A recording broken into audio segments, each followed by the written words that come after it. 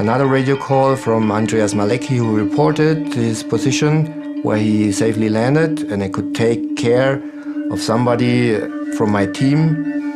But during the whole time, my thoughts were, of course, with Eva.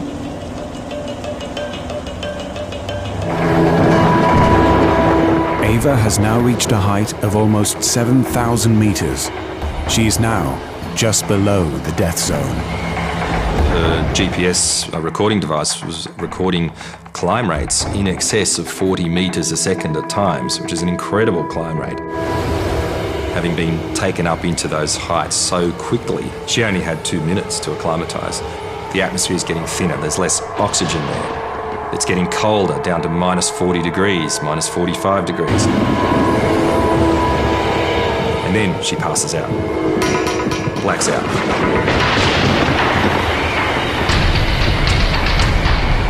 No longer in control of her glider, Eva is now hurtling up through the storm at 100 kilometers per hour.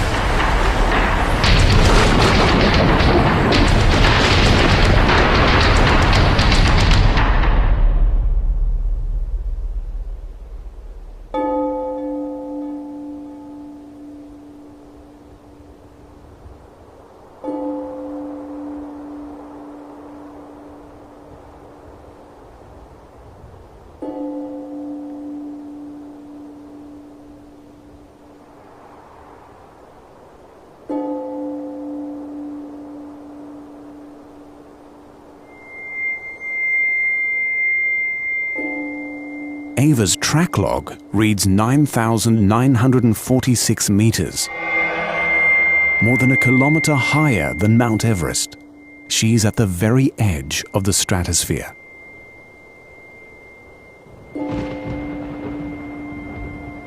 Exposed to temperatures of minus 55 degrees Celsius, her freezing body has lapsed into a hibernating state. The glider kept flying at that point, and at the very top of the storm cloud, the air isn't as turbulent anymore, so it didn't actually need any piloting inputs, because the paraglider is actually very stable due to a pendular situation. The pilot hangs underneath like a pendulum and gives it stability.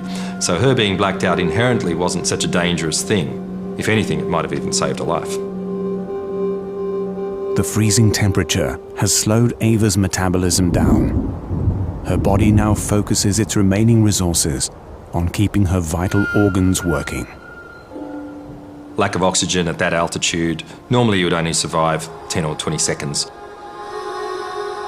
Mountaineers can survive at extreme altitudes in specialist clothing, with slow acclimatization and bottled oxygen. Eva, floating 10 kilometers above Earth, has only flimsy clothing and no life support. She should, in theory, already be dead. She needed to get down as quick as she could before the lack of oxygen and the temperature took its toll and killed her.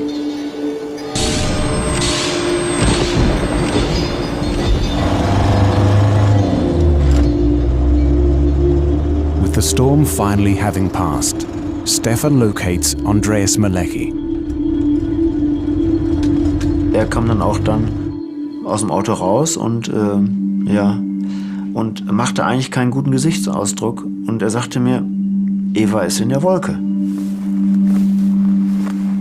We were aware that one of our pilots was missing, and he said that he thinks that we will not see her again.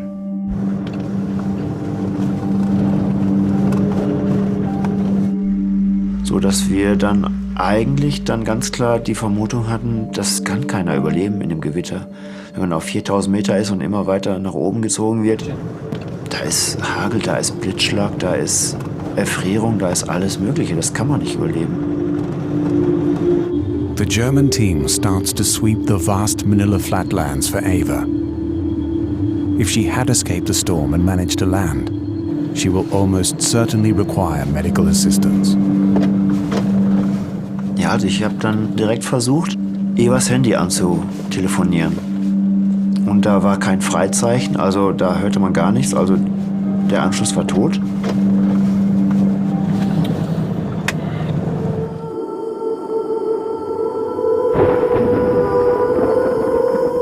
unconscious, Ava has been floating at the edge of the stratosphere for nearly 45 minutes. No human has survived at this altitude for this length of time before. Even if Ava survives, brain damage and organ failure are now a real possibility. There's Eva at over 30,000 feet in the ice crystal zone at the top of a storm cloud, being suspended by 6 kilograms of nylon called a paraglider. Her body was slumped to one side as she was unconscious. As she was leaning to one side, the glider developed a turn, a very long, lazy turn, and that's evidence from what we saw on the track log. So for about 40 to 45 minutes, she was doing very large and very smooth 360-degree turns. At minus 55 degrees Celsius, Ava's wing has iced over, and her harness is now heavy with hail. Suddenly, the wing stalls and collapses.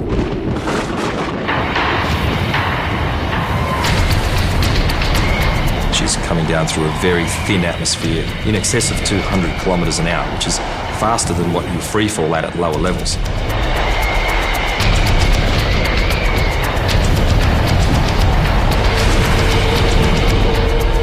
So short of the lines actually snapping, it doesn't get much worse than this. She hasn't got very many seconds to go before she runs into the ground. But after dropping nearly 3,000 meters, something miraculous occurs.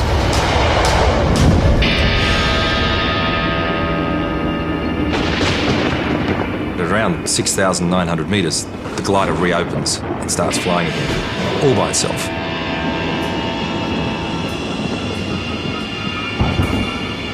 And Eva then at that point comes to.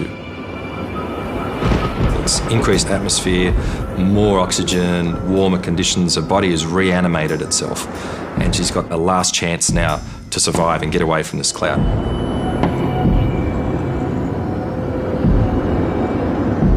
When I woke up, I didn't know for how long time I was unconscious.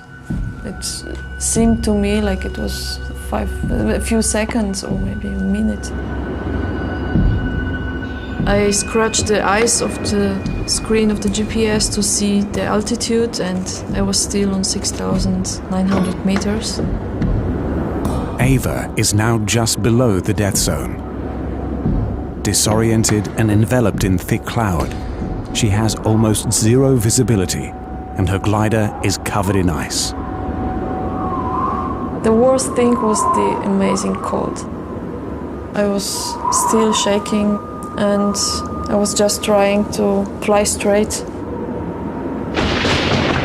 Now at the edge of the cloud, Ava is in danger of being sucked back into the storm cell.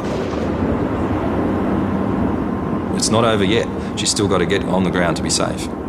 She might have been slightly delirious, and that's where instinct and experience comes into play when you do things in an automatic mode.